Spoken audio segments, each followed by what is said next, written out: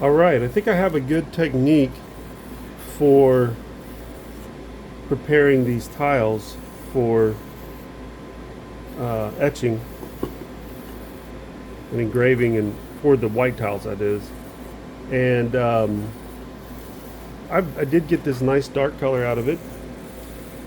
I also noticed that sometimes the image itself is the problem, to not be able to get a darker color. So I definitely need to make some adjustments on the image itself. Like, this is a nice print, but it's not a, the color is off a little bit. But what I'm doing is I've changed up my formula. I changed up my whole method. So I dialed it in. Before, I was kind of just throwing stuff together just to see what I could get on there. But now that I've got some marks and I've got images that are turning out pretty nice, I think I know. So now I want to refine it, right? So that's what I'm up to. I just refined it. I did, I actually prepared my tile this time. I put a couple of drops of alcohol. I think it was 70%. I just used whatever I had in the house. And I cleaned the tile. And then I did a brand new mixture. So I made sure everything was clean. Brand new brush, everything. And my mixture was 1 part titanium dioxide, 3 parts water, 1 part Elmer's glue. And then I added just a cap full of the alcohol. And then I mixed it all up, and I put 1 layer by going from left to right, and then with the same brush. So I just used one side of the brush going left to right, and then the other side of the brush go up and down, right? Then I let it dry, and then I repeated it. Then I let it dry, and I did let it dry for a while. I know you can do it. You can probably do it within a few minutes, technically. Under the right circumstances. But I just had a lot going on, so I let it dry for hours. And now I'm getting an even print. I'm getting, it's just it just took the resolution up. I'd say I'm about 95% to where I want to be on these white tiles now.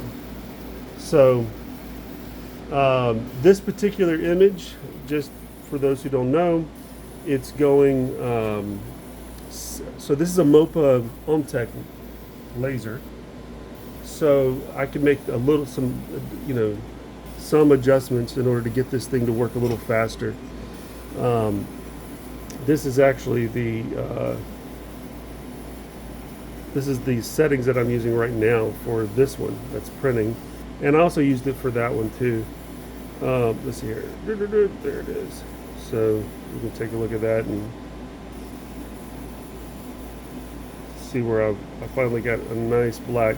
And the key with this one, you notice the frequency 600. So if you can't adjust your frequency, it's just much slower. The difference is that because it's going at 6,000, see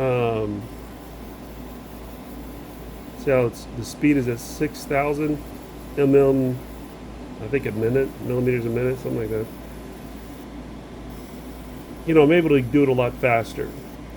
And that's really the key. The other ones that I've done where I've gotten a darker look, I've gotten some darks out of it, like this one. And I've got others here, test prints. Let's see here. A lot of test prints. Here we go. This is one I got a decent color out of, 13.3, but look at this, it's at 600. Right? So you can imagine how long it would take. This one's taken me, I think, 32 minutes is what it's predicting to do that one. That image there, which is just a much simpler image, obviously my logo over here, that only took 13 minutes, like something like that, 13 minutes. This one's taking a lot long. I am doing it at grayscale. I think it's like 250 DPI, and what else is there? Oh, my max set power is at 20, but my minimum power is 1.5. And I think that's the key. 2.5 was just a little too much. It was, but zero's nothing. Zero just whitewashes too much. Too much. So 1.5. So in other words, it's not going completely white, It's leaving a little bit, but that's how come we're getting these variations up here in the clouds and some down in here in the water, obviously. So anyway, this is my journey.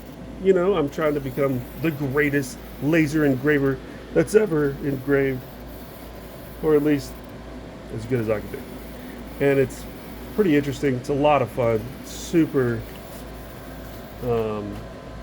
satisfying when you can get one that comes out and really pops, and you get what you're looking for. The one ring is what I'm trying to find in the engraving.